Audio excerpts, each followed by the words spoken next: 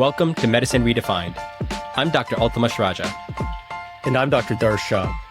Let's put the health back in healthcare.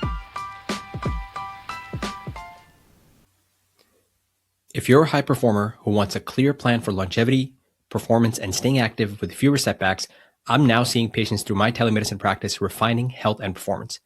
I'm opening a limited number of founding member spots at refininghealthrx.com. All right, let's jump in.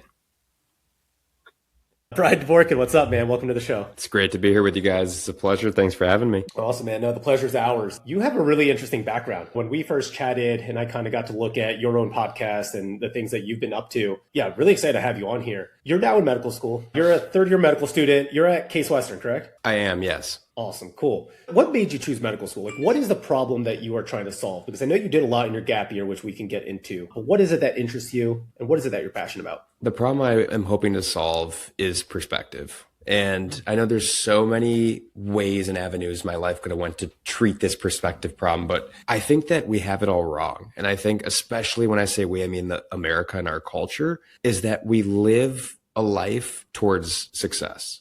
But success is not fulfillment, and fulfillment is what drives happiness. And my perspective is, can we change culture to understand what it would be like to live in a world where we truly pursue happiness? We truly find fulfillment. And I chose medicine because I believe the perspective that it allows me to provide others is health has to be at the center of that. Because there's so many famous quotes, and one that really resonated with me because I have dealt with, chronic illness or just fatigue, is that a healthy man has 1,000 wishes and a sick man has one. And so truly, like, taking care of your health, paying yourself now and doing what's hard now so that every day later is easier. It's an ever piling mountain of hardness now, but it's always just easier and easier and easier later. Wow. Love that. We might just have to pivot this to a completely philosophical episode. Now that Altamash is reading about I'm just going to take a back seat here because this is not my area of expertise. Well, you've been reading a lot of happiness, right, Altamash, and things like that. And it's awesome to hear that, Brian. I mean, you don't often hear that, right, from medical students that are trying to say, hey, I'm trying to understand perspective. Take me through a little bit, though, what you mean about fulfillment. What are those things in your perspective that people need to live a fulfilled life, aside from health? I can't list what matters to other people. What I can list are things that matter to me and examples of what commonly comes up in other people's lives. And that's usually going to be things like socialization. So things that really matter to me are having a community, having family, having people that are loyal and respect you and allow you to see yourself and respect yourself in a light that isn't always easy sometimes when things get difficult or you need to be reminded of who you are. It's having some sort of food culture. That's really important to me. I really love things like sushi, eating out, healthy meals, having access to that, having people around you in your life and having opportunities and finances that allow you to do things like that, go get dinner with family, with friends, whatever it is. And then really, again, just having like the freedom of pursuit of passion. Like, do you have the support to actually do what you want to do? And that's, again, a whole nother kind of topic of like, are you in medicine for the right reason? Like, are you doing medicine because it speaks to you, because you love it?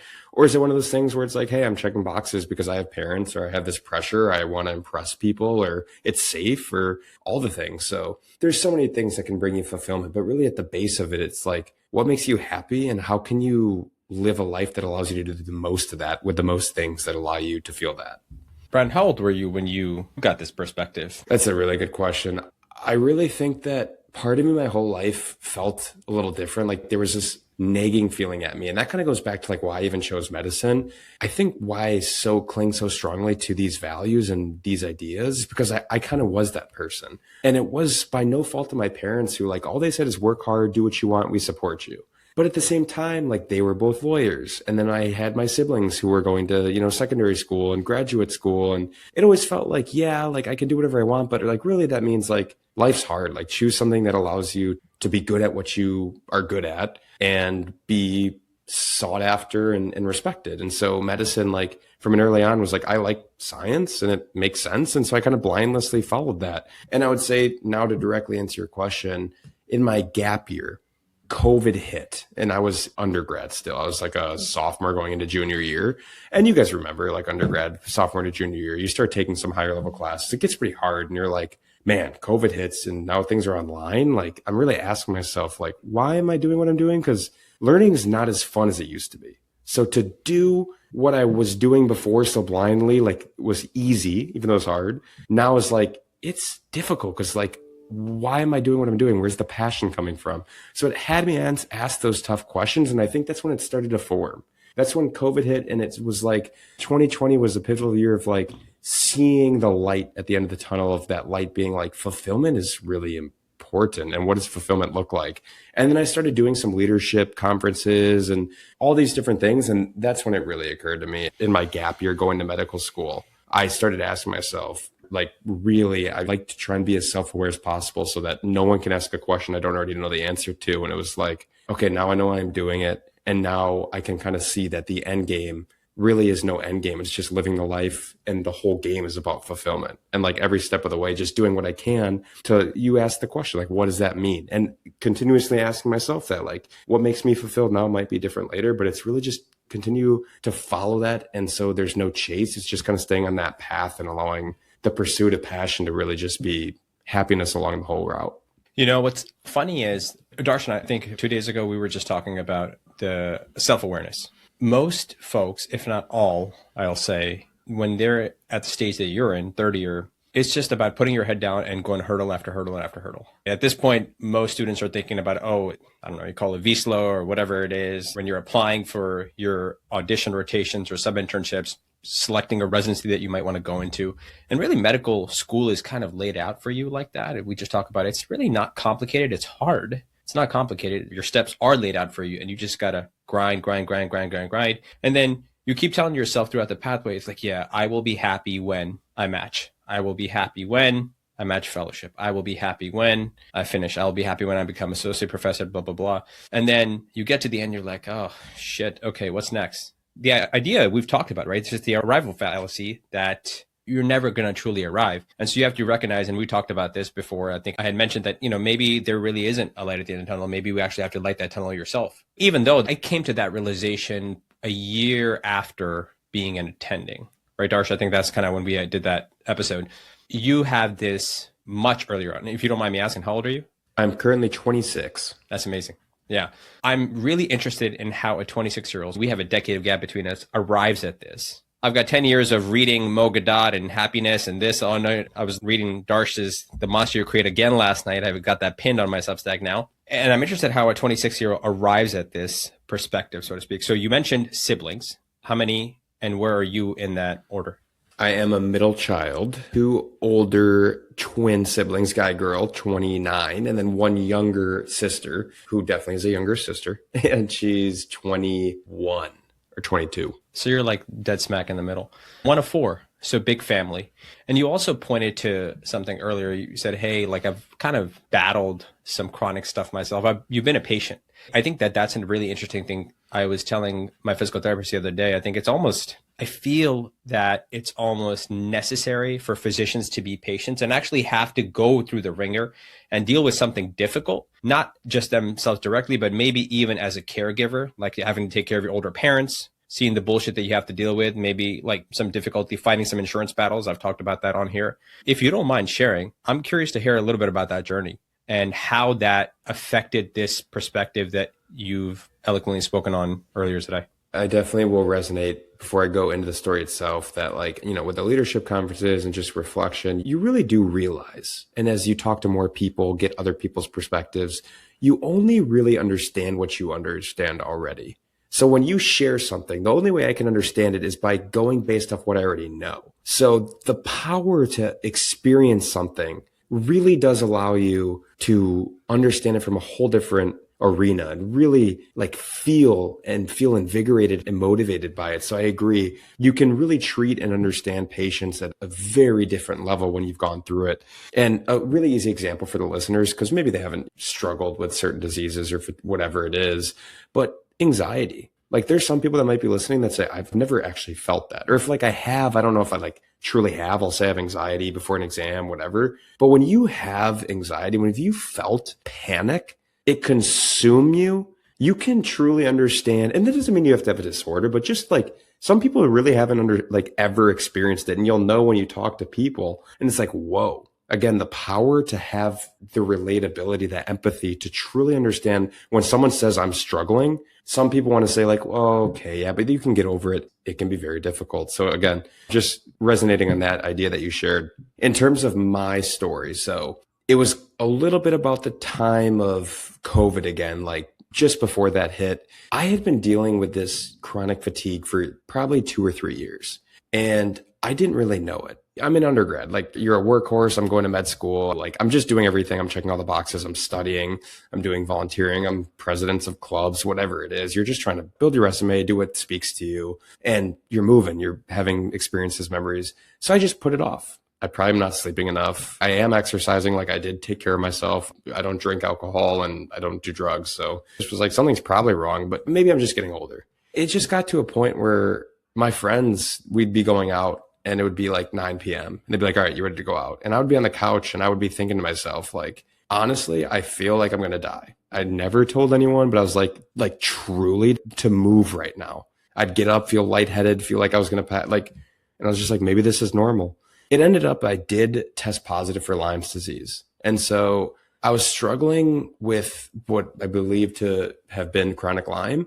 And so there really was some satisfaction in knowing like this wasn't how I was supposed to feel. And that kind of motivated me to get into this health performance optimization. Like, how can you feel at your best all the time? And it kind of started before that, because I'm like, I feel so terrible. Like, what can I do? And trying to optimize and play with that. But then it was after that of like, okay, medicine plays a role. And like, how can now I use that, leverage that? And when I tell you, when I got treatment, and I remember specific times of like reading through comments. I've never looked at reviews of like products, whatever. You know, I would try some herbal supplements, whatever. Most of them didn't work. But what did resonate was when it finally worked, and I remember the reviews, I feel like I got my life back. I've never felt so tightly related to something in my life, because I was like, I know exactly what that person's saying. And it's crazy. Like, you feel like your life was stripped away from you, because you became a different person. The energy every day, like showing up, I didn't feel like myself. And what's crazy is like all these other people I would tell, I'm like, I just don't feel like me. And they'd be like, I see you. Like, I understand. But I was like, I don't know if they do, because I haven't felt for years like I've shown up as myself. So to have that reclaimed, man, it was a really powerful moment. And I'll never forget that.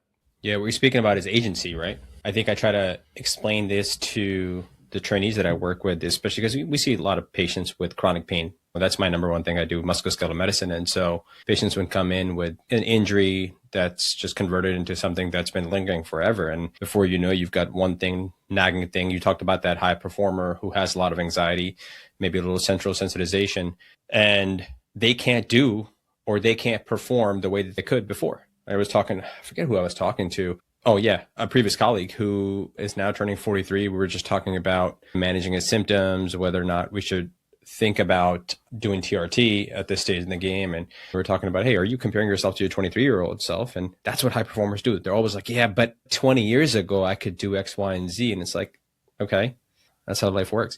So I love that, man. I think that really is interesting. And so I guess that begs the question. So this is undergrad. You took one gap year, right?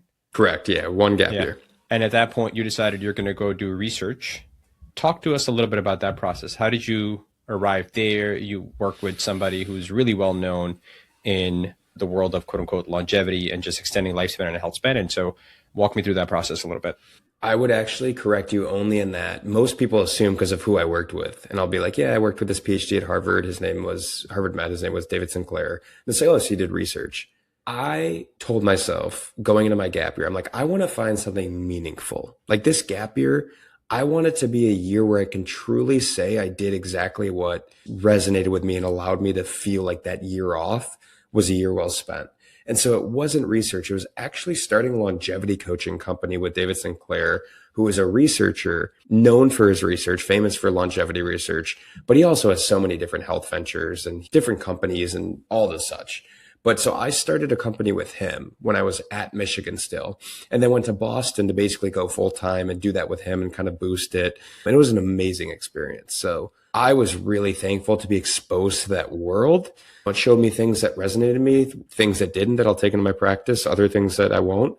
It was a really privileged experience to, again, just be in the world of an influencer and kind of see what that looks like and really allow an idea of what my future could look like. And again, things that maybe I know wouldn't work well for me in terms of chasing fulfillment in a career. What were some of the key things that you learned for somebody who's, I guess I'll use the word prolific, or who's such further ahead, who's so well known, who understands, who's been in the game for a very long time, and you're just this young, excited person. You don't really have any experience. You've got the passion, you've got the energy. What are some key things that you learned there that you are still holding on to today?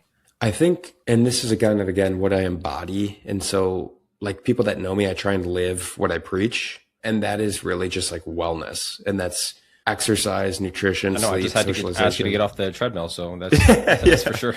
The walking desk. I do use a walking pad quite religiously. That's for sure. But yeah, it really does come down to a golden bullet, silver bullet. And they're like, just tell me what to do, what to take. Less what to do, more what to take. Of like, that'll make me live longer. Like, I don't want to think about it. Just like, tell me something really simple and there's going to be this solution and I just must not have known it. If it were that simple, everyone would be taking it. Everyone would be doing that really simple thing. And so that really frustrated me and just was a reminder of like the pervasive nature of culture that we just want easy. We want what's easy right now and we'll deal with the repercussions later. And so again, there's this quote, and I think I got it from social media. I have to look who exactly it was, but it's basically do what's easy now and life will be hard later. Do what's hard now and life will be easy later. And that's funny because it's like, well, then when does life get easy, right? Like if you're always doing hard. That sounds like think about that, yeah. But like if you think about it truly, like you wake up and you get up at 5 a.m. and you get your workout in. And every morning it's like, man, it would be so much easier to sleep in. And every morning you choose to sleep in, I promise you're going to look back and say, that was easy. I guess sleep did feel good. And now all day I feel bad. Every morning you get up and you work out and you get through it and you look again and you say, oh, that was an hour of suck for 15 hours of clarity. That really resonated with me. So truly what I kind of took away is just how can we change the culture and truly motivate people and show them how to build their life and create an identity that allows them to live that. And if I can just provide as many more healthy years for loved ones to spend with loved ones, that's really where my passion comes. Love that. It reminds me of Jocko Willink as well, right? Where he says discipline equals freedom. And so the hard work is the discipline. And through that, you actually, life becomes easy because not necessarily that you're on repeat, but you know that you've created a quote unquote an easy life as you're doing the hard thing. So definitely love that. Awesome. So actually, I'm curious because you're somebody with very high agency. How do you even get to work with David Sinclair? Like, how did that process even happen? Did you hit him up or was there an opportunity? Yeah, I'm very relentless. Like if I want to speak to someone, I will be as respectful as I can, but that does require a response. So like there are a lot of people that are very busy that I've been told before, like, hey, this is coming off as if like you're the most important person in the world. And it's like, I'm not trying to come off that way. All I'm trying to come off is in like, it's a yes until you tell me no. At least respond to me. You don't have to give me the daylight of time, like if you choose not to, but at least acknowledge so that I know that I did everything in my power to get across your table so that you gave me a shot. And so with Dr. Sinclair, it was when, I decided, okay, I'm going to take a gap year. I want this to be meaningful. I found my passion in longevity, giving people more healthy years to spend with loved ones. And I was like, I want to explore that. I think it's really cool. I want to work with people I really respect. At that time, he was one of them. So I probably emailed him 15 times and I didn't get a response, Yeah. And then when he finally responded, it was as if he, didn't see all 15 emails. He saw one and he just said, hey, tell me more. And I basically sent my resume and I am just confident in what I do know. Like I have put a lot of time in to certain things. And I said, I know I can provide value. So just give me an opportunity to provide value. And I spoke with conviction and he gave me an opportunity. We got on a phone call and he believed me. He said like, oh, I kind of like this. And he gave me an opportunity. We started small and then he was like, hey, all right, if you want to come, I know you're going to med school in a gap year, then yeah. And then we had work cut out for us and everything, the rest was history. That's awesome, man. That's amazing. I love that, man. 15 emails. Relentless is the appropriate word. I was thinking about that. As you get a little bit more seasoned, you start thinking about how to protect your own time. And there's this saying that your inbox is somebody else's priority list or some version of that, right? And so you don't always have to respond. And sometimes you can, sometimes actually, in fact, I was listening to Jefferson Fisher yesterday talk about, rather than saying, no, I'm busy, find other words to say, hey, I'm either at my capacity or it's not in the cards for me or my attention is somewhere else. I even actually arrived at this conclusion maybe a year ago. I was like, not everything needs a response. And if you don't respond, most of the things that actually tend to take care of themselves. But the fact of the matter is, I think we've heard a lot of people who are really successful in life will say, yeah, they don't respond. And what happens is people give up. And it's the person who keeps pushing through, such as yourself, who gets that opportunity. I think, Darsh, correct me if I'm wrong, like that's how you ask that question. It's like, how do you go about getting somebody's email like that? I'm sure there's some people listening who have no idea who the hell we're talking about. But I think that if you do, then you recognize that there is some credibility there. And more importantly, it's an opportunity. And so the next thing I'm thinking about, all right, so you go do that and you probably are exposed to progressive thoughts is what I'm going to say with respect to health, just to keep this apolitical. And then you go back to medical school where it's unfortunately oftentimes still very antiquated in terms of, hey, memorize a cycle, learn these drugs, blah, blah, blah. And you're inundated with this stuff and you kind of just, again, lose agency, you lose your time. At least I did, right? I was just trying to figure it out. I was barely passing that first semester. Did you have some struggle where you didn't have the time to kind of entertain the things and scratch that itch and learn about some of the stuff that you're passionate about, podcasts, that kind of stuff? If so, how'd you handle it? So even in those times I told you I struggled when COVID hit and I was like, I got to rethink this. Like, what do I want? I never wavered. I've never in my life, to the point of medical school, we're going to say to the point of that first year of medical school, had any doubts. And if there was some doubts, it wasn't like hesitancy. It wasn't like I'm doing this, but I don't know if I should. It was like, let me think about it. I'm set. I was always confident in what I was choosing. And so the reason I start with that is because it shook me my first year. I would say halfway through the first year was when I finally started to say, it was probably some of the post-travel blues coming down from winter break, coming back with family, a little bit even before of like going into it of like, again, what am I doing and why? Could I do this without getting an MD? And what was this? What did I want my future to look like? And it was difficult because I think a lot of happiness boils down to not looking at all the opportunities, because there's a billion. There's so many different ways we can go about life. And when you open your mind and you tell yourself you have all these different doors, which theoretically I did, like I could go back to work in Boston with David. I could go back and work at home. I could start my own podcast or company now or whatever. So why medicine? And so it really drove me nuts. And it was like you said, it was really difficult because, yeah, it was the first time where I'm like, I don't have time to be creative, to do things like I feel like I am giving, where I was giving my whole gap year. Now it's like I'm just retaining and I don't feel like I'm making any impact. Like, when does that come? How is this helping me make impact? I really struggled. I really, for the first time in my life, questioned doing something as I was doing it, which made it even scarier because you're like, I don't even really have time to think about it. I got to be doing it. You can imagine how, for all the people that are relating, like, yeah, I went through med school, I'm in med school now. And it's like, it sucks when you're like questioning something as you have to somehow motivate yourself to do it. And it's not easy. It was really difficult and it was a struggle. And I just really leveraged my support system. And I'm just someone, as you guys probably can see, like I need to communicate. I need my feelings to be heard, to be shared. I need to voice things out because as I talk, as I speak, as I get challenge myself by others, is when I really realize like where the source is coming from and can come to new conclusions and really get through things. That's kind of what I did. It was just like, okay, drawing board. Like, what does my life look like in 2 years, 5 years, 10 years, 20? Like, what are my goals? How is this helping me get there? How can I reground myself, root myself, and remind myself of what I'm doing it? Why am I doing it? What's the purpose it's serving? And then once you do that and you can kind of just, take away all the cloudiness surrounding that decision and looking at all the options, all the doors that are open to you, because there are many, it was really helpful to dial back in and realize the opportunities available that come from medicine and my passion in it. Why is impact important to you? I would say, again, with my story of chronic fatigue and for a really long time suffering alone and not sharing that with anyone, and then seeing others go through it, knowing people personally, seeing my parents who are health optimizers themselves. And if you look at them, are like very healthy on the surface, but everyone has something going on underneath. and feeling like people's loved ones are struggling, my loved ones are struggling, I feel like I truly can make a difference and be that person that reaches out, speaks out for them, and finds a whole new perspective that allows them to feel hope and feel like there truly is more to life that they can tap into.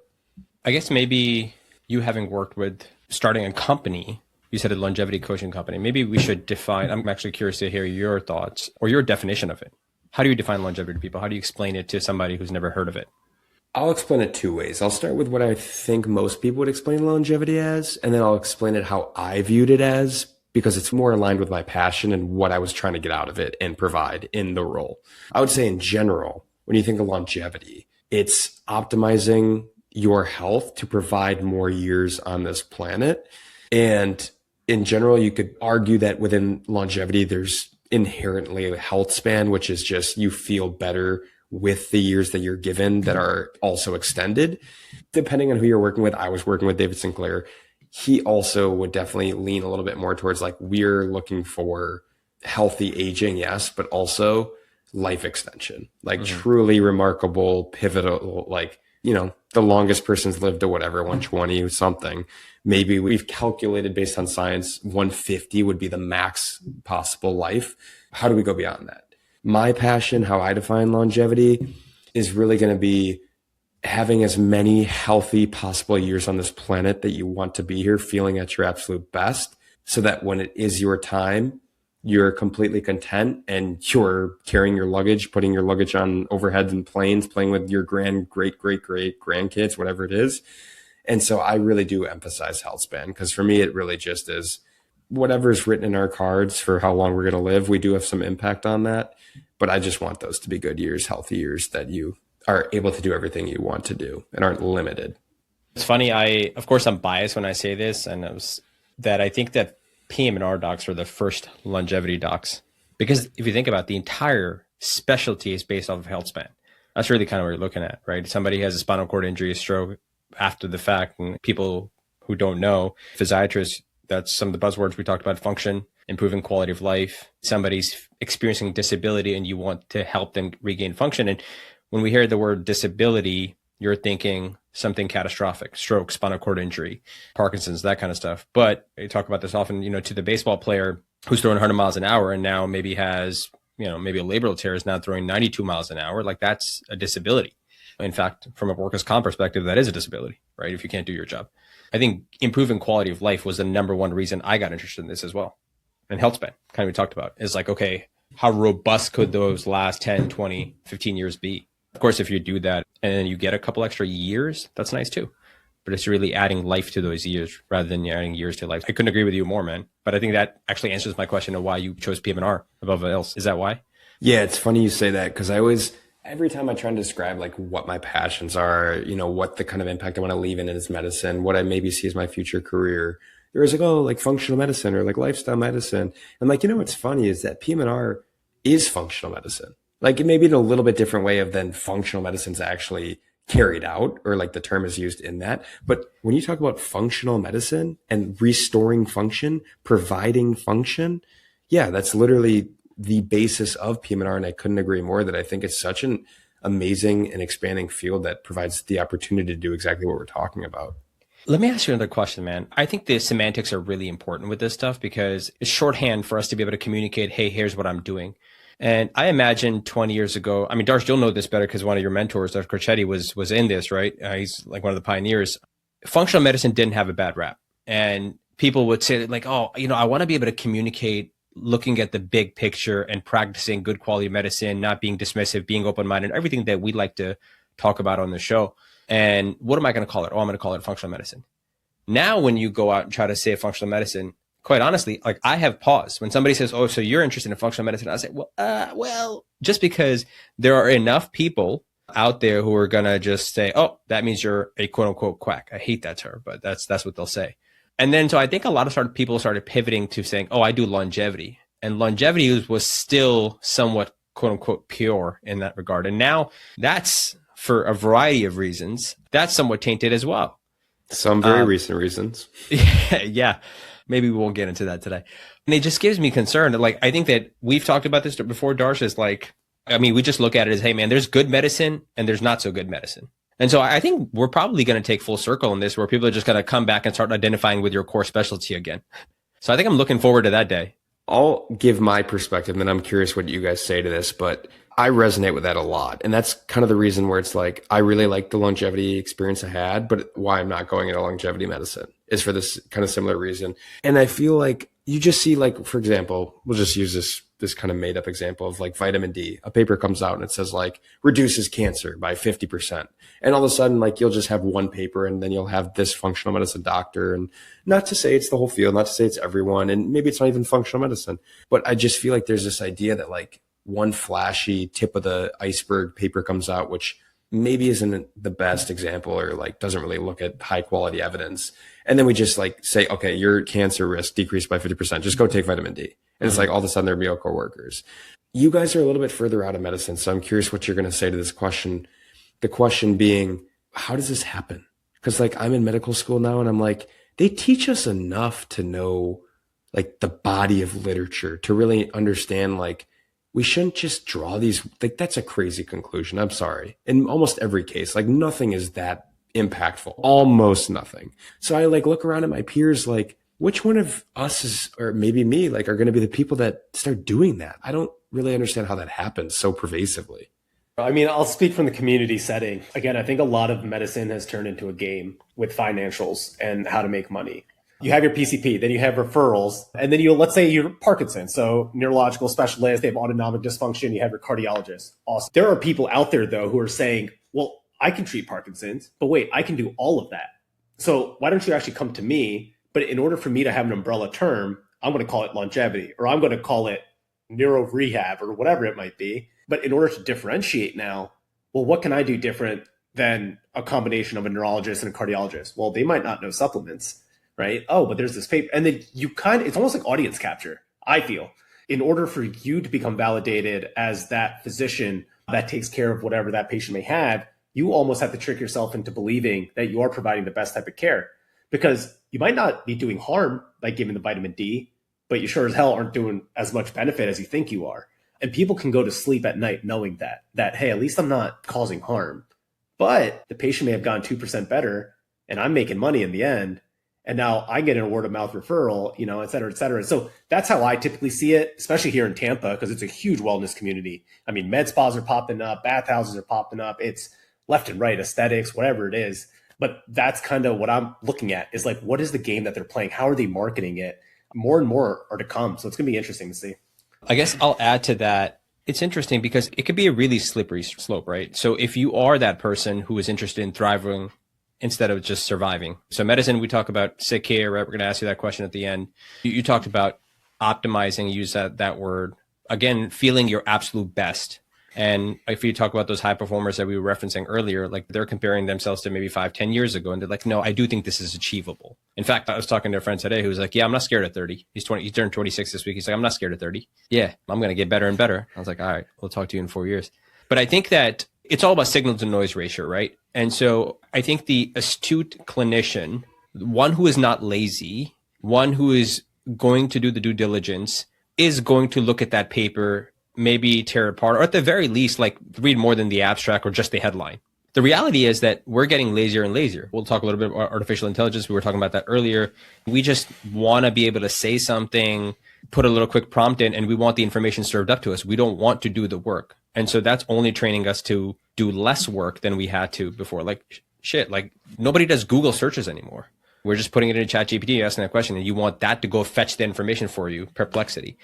And so the number one is like when you're asking about, hey, which one of these people are going to do that? Probably anyone is susceptible to it who's not going to read the paper, which is probably going to be a large number of them. Now we're talking about intelligent people. Like I'm not even considering just APPs and PAs and functional medical practitioners, right? Where you don't even have to be a physician and go through 4 years of schooling and that kind of stuff.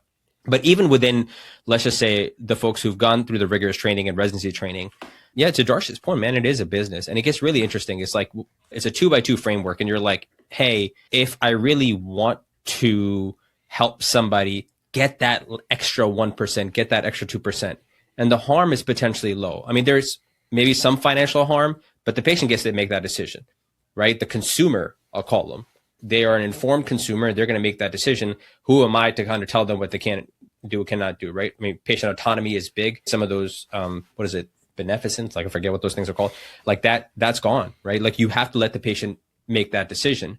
And so if that's happening and you're not even considering the business aspect of it, then that's one way you can convince yourself, oh, okay, maybe they're 2%. I'm actually doing good. As I asked you earlier, why is impact important? And you answered me by saying, hey, like I've been through this, I've seen this, I know I can make a difference. You want to help people.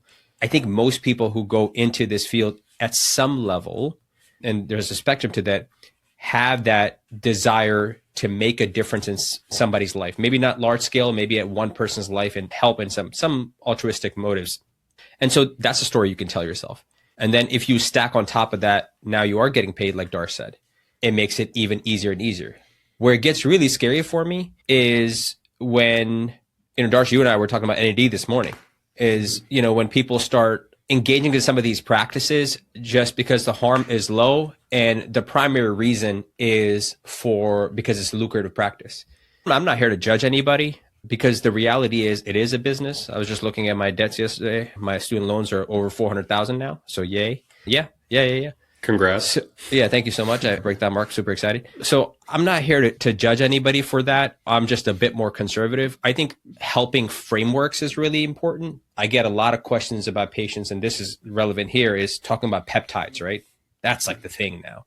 But patients will come to me and, we'll do PRP, we'll talk biologics, and they'll be like, well, what about BPC? What about these peptides? What about that stuff? And so that's when I'll discuss the 2x2 framework. And I'm going to refer out. Like, could we prescribe that? Yeah. I'm not seeing the data that would suggest that that's going to be helpful. It can be really, really harmful. I think we've all heard this one person talk about, like, what is it? Stepping in front of a tricycle to pick up a penny, like that 2x2 framework, some version of that. Like, hey, are you stepping in front of a highway to get $100 bill? Or are you stepping like in front of, just like a sidewalk to get $100 bill? Like, that's kind of the thing is. And the idea is that if it's low risk, high reward, those are absolute no brainers. We all know what those things are. Like you said, exercise, get good sleep. That shit is boring. Nobody wants that. Everybody wants like the really high risk and they think it's high reward. And somebody just has to tell them with a potentially degree that it's high reward. And they'll say, yeah, I'll buy that. It's the people that came to you during your gap year, right? They're like, just tell me the thing to do. Give me that silver bullet. We can never, ever, I don't think we actually potentially can judge somebody's motives, like unless they explicitly tell you I'm being nefarious here. It gets really, really tricky in this space and it can get really, really muddy. And I think for those of us who are trying to tread carefully, sometimes you get washed up. You get washed up in the mess. I was just going to say, I really resonate with a lot of what you said. And I think that's why PM&Rs, it really speaks to me. And there's two big populations that, like you said, in my gap year, I got a little burnt out of people like not seeing the sexiness of just the simple things of like exercise and what is important. Like, sorry, but that answer isn't sexy. It's simple. But the two populations that really resonate with me are people looking for rehabilitation and athletes. Because now you're talking about people that are exceptionally motivated and at a vulnerable point in their lives that are saying like, it doesn't have to be sexy. It can be simple. It can be anything. I just want to be better. And those are the people that really motivate me to be my best for them and to really show up and how I think I'm going to make an impact. And that's why, again, another reason PM&R speaks to me, and it's a great population to work with. And I really admire what you guys are doing. Yeah, man, I love that. And like you said, I think the patients we see in rehab, especially as me with acute inpatient, they're sick, man. It's black and white. Like, they're not high performers. They're not looking to extend life by 30 years. They're looking to get better in 2 weeks. And so that in itself really just grounds your principles to really just siloing it to what do I have to do now? I explained this on Instagram, actually, in one of my videos in terms of how I think of PM&R. It's the past, present, and future, and that artwork, that time frame. Yeah, so I totally agree with you. I was just going to add to Altamash's point when it comes to business, because I think that's the biggest thing I've learned now at a year and a half as an attending is like the business aspect of medicine is that in the US, we're just a capitalistic society. Not a bad thing. Maybe it's gone a little rampant, people argue, but healthcare is also under that umbrella of capitalism. And so when people look at how to build out their businesses, they want to work and collaborate with people because capitalism will oftentimes benefit those who collaborate with higher networks, right? And that network effect is really important. So when you see people who are now working with high profile athletes and doing IV drips or whatever other medication, Well, now the question is, how do I capture that audience as well? How do I get involved into that? Because in the end, even if it comes to corporations, healthcare corporations or even hospitals, they want to hire doctors who also have that network effect, who have that reputation, who can now in today's world build a brand on social media and get more patients to come in through that hamster wheel, or not through that hamster wheel, but at least through that funnel. So yeah, I don't know, just kind of thought of that too. It is an interesting thing. I am curious though. I know functional medicine is worldwide, right? We often talk about it in the lens of the US, but I mean, Germany, a lot of Europe does it also with prominent leaders. But I'm curious to see how it's done there, because we had Nisha Chellam come on to our podcast, who's a functional medicine physician. She talks about the dark side of functional medicine and how it becomes so salesy and how she doesn't like to go to conferences anymore because so much of the patients dictate the protocols. And now, again, back to audience capture. Well, if the patient's going to a protocol, let me find what best suits their lifestyle so that they can take 1, 2, 3 pills instead of doing the hard work. It just reminds me of like another good example of what we're talking about is like the food wars. I love nutrition science and I got burnt out on that too. Cause it's like, man, there's just people that it's like, be a vegan, be a carnivore. And it's just confusing people. And I feel like it's just done more harm than good. There's either people that just join these boats and they're like, oh, this all the way. Or there's people that get so turned off and they're like, well, I don't even understand. You do. People create this excuse for themselves. Like, I don't get it. I don't understand. You do. Like if I asked any individual, regardless of the level, like what would it mean to be healthy? Like a healthy diet? Everyone, regardless of the answer, is probably going to be 90% right. It'll probably be infinitely better than the diet they're eating. So it's not like we have these tools, but it's like all this, the mist that's covering all the different perfect diets or whatever it is like distracting people from the truth that like, it's just, again, what's sustainable and like, what are you willing to do? Like, just do that. Just do that. Yeah, man, this is why I love our friend E.C. Sinkowski. I mean, she talks about, her podcast is called The Consistency Project. You should check that out. That's what it is. It's just like the basics, not sexy, just over and over, dial it in. All right. So let's get a little tactical, right? So I'm curious to get your idea. Like maybe we could think about frameworks. So we've alluded to some of the basics and non-sexy things. Let's see if we can make them sexy for people, or at least simple. Maybe let's do that. I don't know about sexy. Where would you start? If somebody was coming to you, you're like, you know what, Brian, I'm buying into this health span nonsense you're speaking about. All right, sign me up. Where do I start? Beautiful. You asked the perfect question and you're going to get a question in return. What's your biggest like limiting factor? I need you to tell me where the time needs to be focused because I could tell you what's important. We've listed it 100 times now, right? Like, are you socializing? Are you stressing? Are you sleeping? Are you eating properly to fuel yourself and feel good about yourself? Are you exercising? All these things. And the answer might be yes, maybe, it might be no to all of them. But like, what are you willing to do? What are you motivated to do? Or how can I help motivate you to do it? And how can we sustainably implement that? Because I don't really care what you do. Like, honestly, I don't. I care the impact I can make because of what you choose to do. And you have to be the person, you have to be your own advocate, what that's going to look like. So you have to tell me what plan that I can help you build. Like you really do have to be your own advocate. And if you go to someone that's trying to tell you what you need to do, it's just not setting you up for success. God, man, I love that answer so much. It's so funny because everybody is looking for the keystone habit, to take something from Charles Duhigg. And people will argue, hey, sleep is the most important thing. Right? Just listen to Brian Johnson the other day talking about that. Yeah, you get your sleep right, everything else is trickled downstream.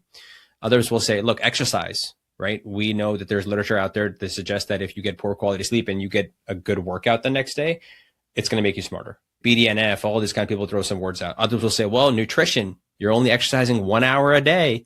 That's, 7 hours a week, but you're eating 3 times, you know what I mean? You'll have all these things that people will say. And the reality is that every single one of those could be the most important thing by orders of magnitude for the person, depending on what they're struggling with. For the person working 2 jobs and who has a newborn, who's been sleeping 3.5 to 5 hours a night, sleep is the most important thing. Forget exercise, like that is the most important thing. For the person who hasn't gone to the gym in like 2 years and hasn't worked out, okay, any type of movement is going to be the greatest medicine they can possibly take. So it's just context is the most important thing. I got to ask you this question because I wonder if you struggle with this like I do. I always find myself, I do the same thing, right? Somebody will say something, well, like, can you give me 2 things? And I'm like, no, I can't do that. I can't do two things. Or somebody will come to me and ask me a very complex question. For instance, I walked in the door the other day and my wife was hanging out with her friend and they turned to me. She goes, "Oh, perfect. You're here. She has a question for you." And her friend looks at me. She goes, "What are your thoughts about GLP-1s?" And I just took a big sigh. Yeah, I don't know. Yeah. I was just, like, here's my new approach to this. I asked my wife, I was like, now when somebody asks me this question that I could go do a dissertation on, I'm going to ask them, would you like the 30-minute answer? Would you like the 5-minute answer? Or would you like the 30-second answer? Like, and then I can kind of curate the response, because when somebody asks me like a general question, be like, hey, is carnivore healthy? Like, that's very difficult for me to answer, like without providing nuance. Maybe for the right person, like it is. I don't know. Probably not, but maybe, I don't know. And so I think like we talk about this, I forget who I stole this. Is this Tim Grover that I got context over content from? Darsh, it's like my favorite quote of all time. I think so. I think it's Kobe's coach, Jordan's coach. Yeah, like that is the most important thing, man. So I love that. I actually do want to say something that I don't usually do, because you did ask a question and I basically threw it back at you. I'm going to answer it. And it kind of depends what stage of my life I'm in. Like, I was involved with a sleep company that was really cool. And so people used to ask like, okay, but you have one thing. What's the one lever you'd pull? Sometimes I'd say nutrition. Sometimes I'd say exercise. Sometimes I'd say sleep. Right now, I actually want to answer that question. And I'm going to do it a little differently than I usually do. The way I'm going to answer that is the one thing is going to be the thing that allows you to maintain your weight. And now, like you said, there might be an individual who just had a kid and they're not sleeping. And because they're not sleeping, they feel ravenously hungry all the time. They're not regulating themselves. There might be people that if they just exercise, they know that that takes away their hunger. It really helps regulate them. There might be people that say nutrition. Like, if I just intermittent fast, like I'll be able to maintain my weight. I'm good. Whatever that allows you to maintain your weight. And maybe it's stress, right? Like it can also be, let's not underestimate like stress, socialization, whatever. That's probably the number one thing that you need to work on. And so maybe that's a few things in your life, but whatever factor is going to help contribute to maintaining that weight. Some people, maybe you need to lose it. Maybe start by getting healthy to lose weight. Don't lose weight to get healthy. But regardless, I guess my answer at this moment in time is what's going to allow you to maintain a healthy weight? Because that will provide a lot of healthy years compared to really any intervention I could tell you is going to be the biggest impact. What do you struggle with the most when we talk about like the pillars? I would say, again, even personally, it'll vary mostly in my life. I can tell you what I don't. I'll start with what I don't struggle with. That's exercise. That's my identity. I exercise no matter what. I get up every morning. If I was on surgery elective, I got up before surgery. Like, I'm going to get the workout in because like my whole day is surrounding around that. Sleep, tell me what your weekly regimen looks like, exercise wise. I would admit it's probably suboptimal in the sense that I probably overdo it. So if I were to talk with other people, like, is this the healthiest? No. But for me, as someone who likes to perform, someone who likes to like get after it all the time, who it's a really big stress reliever, I work out 7 days a week. I study while I work out. So I do cardio every day for 45 minutes. And then I do strength training about 5 to 6 days a week. Awesome. So exercise is the easiest. You still haven't told me what's the hardest. Nutrition is also easy because I love healthy food. Like, I don't really do cheat meals, like in this mindset of like, I don't do dessert. It's part of my identity. Again, when you make something your identity, it's really dessert? easy to do. What does that even mean? I don't eat dessert. Like, it's just, imagine if it was just in front of you and you didn't really see it. Like, it's just not something I do. So there's no longing for it. Like, it's just like, I'd rather eat more food, healthier food. And like, I get so much joy from that. How did you make this a part of your identity? Because I'm guessing you had it when you were a child. Like, you might not be a sweet tooth, but like for me, I will never do soda with sugar. Like, if there's Diet or Coke Zero options, always. That's my identity. But I'm a sweet tooth. But how did you actually make that part of your identity? That's something I struggle with. Through both healthy and unhealthy coping mechanisms. And I would say that doesn't have to be everyone's story. But for me, it's like I'm like an all in or all out guy.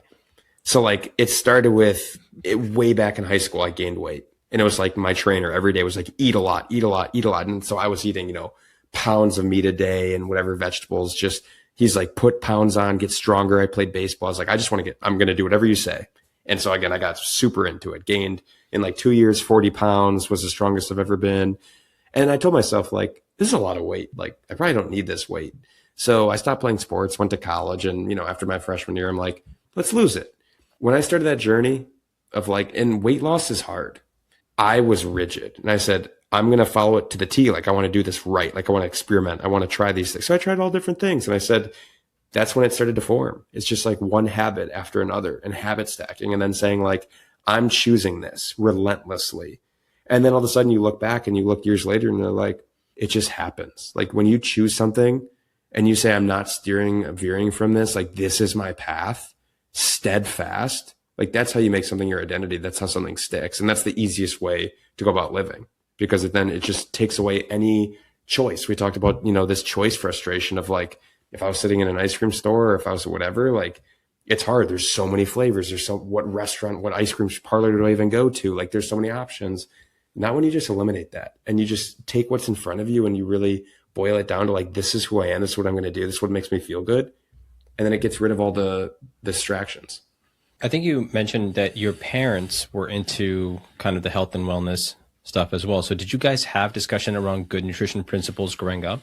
Yeah, definitely. I did not eat that healthy of a diet growing up. I was pretty like as a kid, I was very classic. Like I was like noodles, hot dogs, like that's all I eat, right? Like pancakes for breakfast with chocolate chips or whatever. Like I was decent. It was decent, but like I was a very normal kid. Ate a lot of desserts, all the time on weekends, whatever.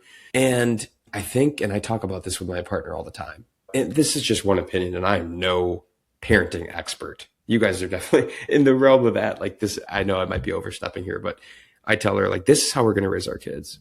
We lead by example, and we lead with actually by letting them lead. Because she's always like, are you really going to feed our kids like this? No. What do they want? Like, we'll give them opportunities. And in general, we'll like provide, a healthy diet. But when they're old enough to make choices, they'll make their choice. And by showing them, leading as an example, setting from the basis of respect.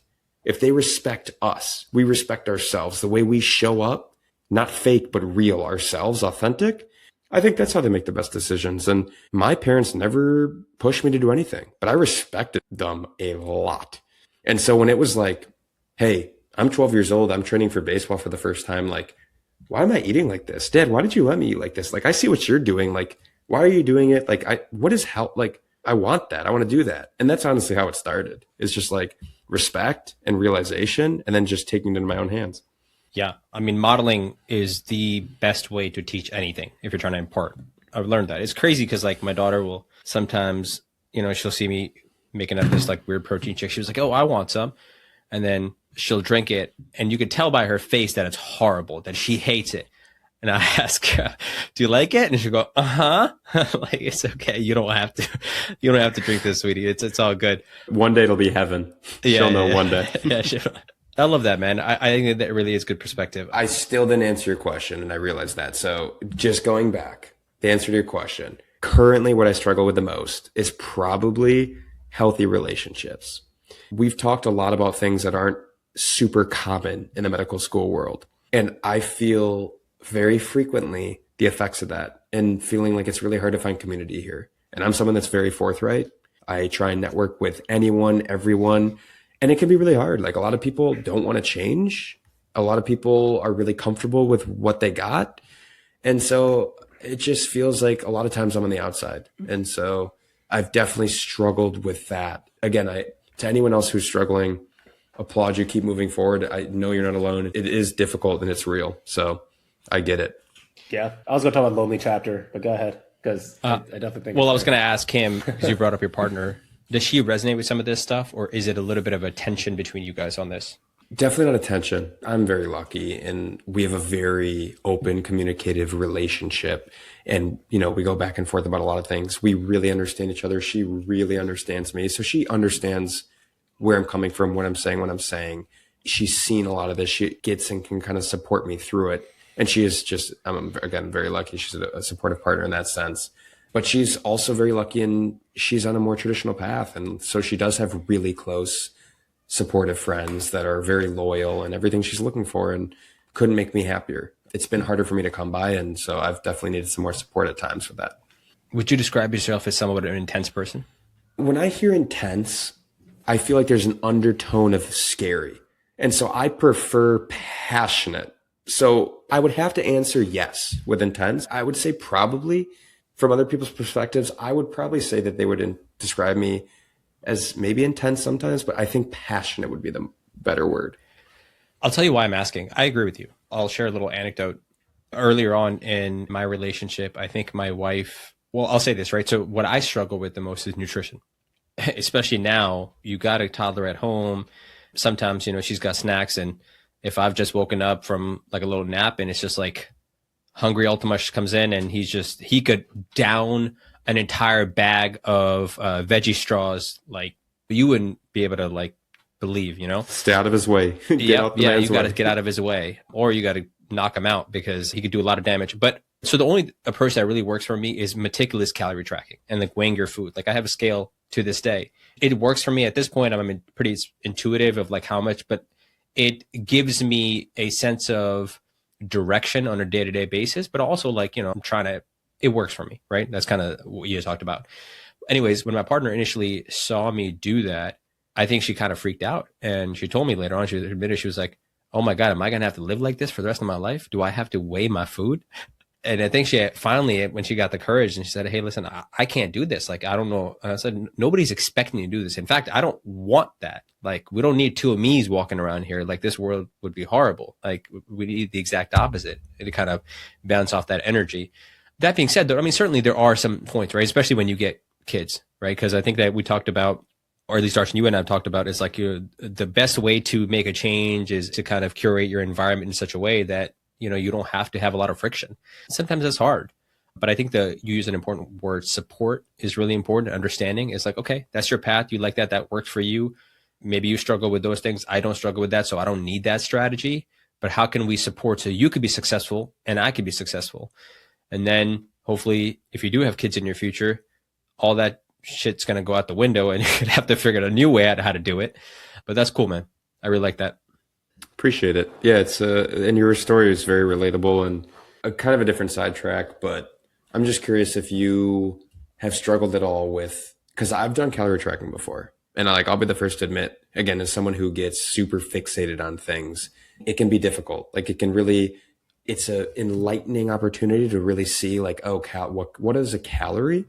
But it can also be very consuming. Like, were you able to do that in a healthy way, or has it gotten difficult to, coexist and kind of live functionally now that you've gone down the tracking route?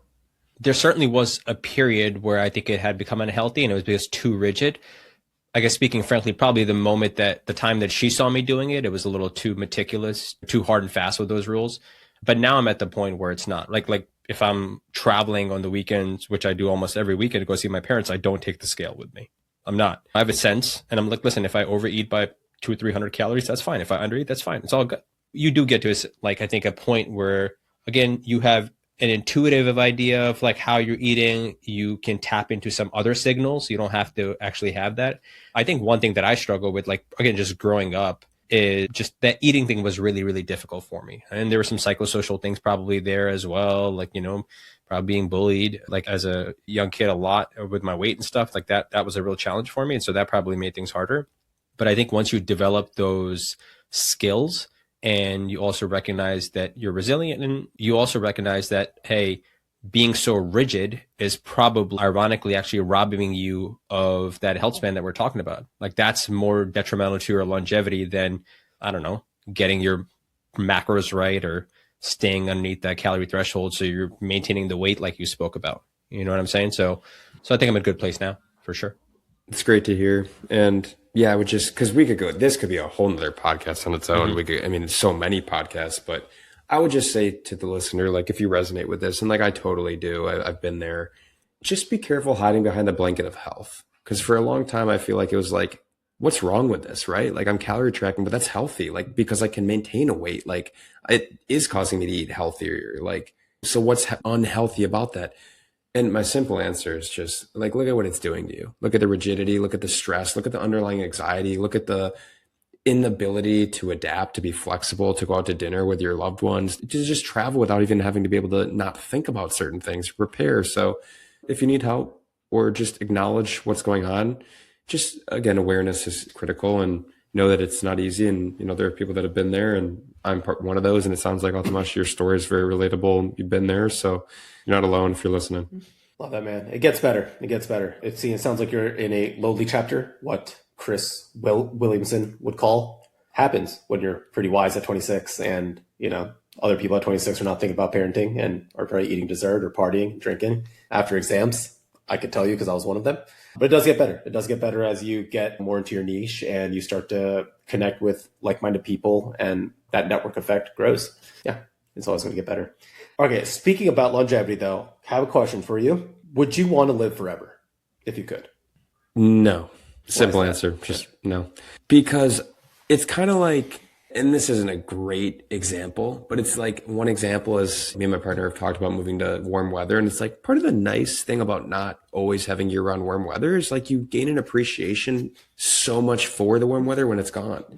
And again, like there are definitely times where I'm like, no, I want warm weather. So that's what I'm saying. It's not the greatest example, but it really just is like, it's like infinity. What does that mean? Like, what is there to look forward to if not to live my best today, because there might not be tomorrow? Like when tomorrow's not guaranteed, it really does change everything. Now, would I want to live longer? Again, we mentioned AI before. As of right now, yes. But like, could that change? Yes.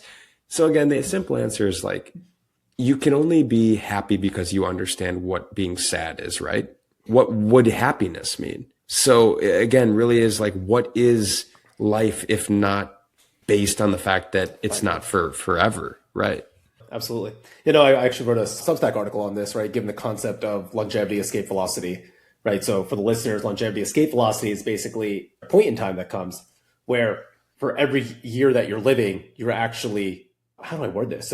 I guess you're surviving a year longer. So by 1.1 year, every year you go on or every day you go on, you're actually reversing your age by more than that. So by definition, you are living to infinity, unless, of course, something tragic happens. But people think that there's a point in time where that will come, where medications are going to be so good, where AI and protein folding are already at a point where we might have discoveries with cancer treatments and taking out a lot of the chronic diseases. What are your thoughts on longevity escape velocity, given your expertise? Is that something that is currently being researched? Tell us a little bit about that if you have anything. Yeah, I mean, so there are definitely different perspectives on this. And when it comes to longevity and where we're going, I truly don't see a world where we can't live for a very long time. I don't know how to define that. I don't know what it would look like, but eventually, like you're telling me, look at where medicine is now. And I know that, again, you can argue like certain cancers, certain treatments, like have we really moved the needle? But with AI, with the different advancements, with things that are coming, I truly don't understand how we wouldn't be able to 10x our lifespan eventually. Is that in 2050? Probably not. But like when I'm gone, whatever, 30, 50, the next many generations, yeah, I'm very confident that will be here. I just don't know when, but it's coming. I think I can agree that none of us are going to be here for that. And I'm not really sure I want to. I'm in the same camp as you, man. I can't imagine a world living or outliving those you love, and if there's nobody there, it's like what's kind of the point? So here's a question: what if it's you and your significant other that both pass the escape velocity? No, still no. I love her. She's not listening here, so you guys are like, she's not listening, so I'm gonna say no. But if she was listening, the answer would be yes. No. I think it's more than that, though, man. So kind of like Brian talked about relationships, right? I think what you were alluding to is relationships beyond your partner. It's much more than that. Like Darsh, you and I talk about this offline a lot. It's the community. It's parents, siblings. Now, if you're saying your entire community, maybe it does take away from this life. Again, it's a very Mo Gadot thing of him to say kind of here. It's like, yeah, happiness is only there because there's sadness. And, you got to experience the whole breadth of emotions. And life is only beautiful because there's death and it's finite. If it is not finite, then I don't know. I mean, is it as beautiful? And again, I mean, to land this plane, it's really just like, I'm big on expectation. Like I eat dinner very early, and it's like my partner makes fun of me all the time of like, if we try and eat at 8 p.m., like you're going to die. And it's like, it's all expectation. If someone tells me we're eating at 8, then I'm good. If someone says 7, I'll make it. But the second it hits 7 and I'm starving and the expectation is, how does it relate? I came into this planet not thinking anything else was possible than like, I hope I live 90 good years.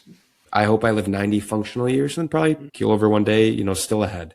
The expectation of 150, like, what do I do with those? I'm expecting to work this many years, expecting to be with my partner, my grand, whatever. What do you do with that much extra time? Like the expectation, I don't think it's desirable personally. I feel like I owe you an apology for being late because I know you were expecting to start sharp. And I'm kidding. Absolutely. Yes. I almost left. I told Darsh, I almost refused to do this episode.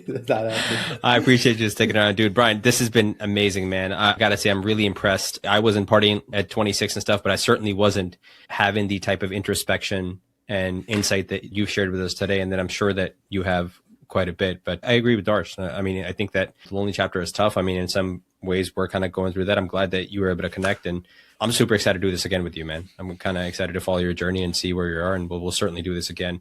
Tell the people where they can connect with you, where they can follow you, social medias, all that kind of good stuff. Yeah, perfect. I appreciate the plug. I do have a podcast. It's at Backed Bry Science. My name's Brian, so Backed Bry Science, yes. It's backedbryscience.com is the website. If you have any questions, want to reach out. If you're an interesting person, which I feel like a lot of your listeners would be, reach out. I love connecting with cool people. And then my Instagram is Brian Devorkin. So just my first name, last name. And I'm not super active in posting, but I check frequently if you message me. So happy to have conversations or go back and forth. So yeah, had a really good time. You guys have a great podcast, cool thing that you guys are doing. And I really respect the work you guys are doing as well. Awesome. Thank you, man. We definitely appreciate it. Before we let you go, one last question. Throughout this episode, you've had a couple pithy statements. And I know this question probably we can go on again, like you said, another podcast. But if you could concisely say, how do we put the health back in healthcare? I would say that it all centers around the ship of society. So can we actually change how society functions to support and advance healthy motive? So cultural norms just changing. Like it really just will center around that. Like, do we all have to eat fast food, right? Like look at, you go around, look at advertisements, look at how the foundation of America is built, where the money's going. It's not conducive or supportive to a healthy world, or for people to live in a healthy world, to live a healthy lifestyle. I think it all boils down to that. It boils down to, we need to provide opportunities and make it easier for people to be raised with those values, to carry them out for their lives. Nailed it. Love it, man. Thank you. You bet. Thank you, guys. Thanks for listening to another episode of Medicine Redefined. If you enjoyed this episode, please be sure to check out some of the additional resources in the show notes. Please also check out our social media platforms where you can find more content like this. You can follow us on Instagram, Twitter, and TikTok at MedRedefined. We also want to thank our team for the production of this podcast, specifically Ethan Ju on video, Haritha Yepori on social media, Zainab Lugmani on research, and Sarah Khan for newsletter. Oh, and if you want to get similar bite-sized information delivered to your inbox every Sunday, please be sure to sign up for our newsletter. Also, if you enjoyed the show, please be sure to subscribe, review, and share with anyone who you think will gain value from this as well. Now, time for the ever so important disclaimers. This podcast is intended for general public use and is for educational purposes only. It does not constitute the practice of medicine, nor should be construed as medical advice. No physician-patient relationship is formed, and anything discussed in this podcast does not represent the views of our employers. We recommend that you seek the guidance of your personal physician regarding any specific health-related issues.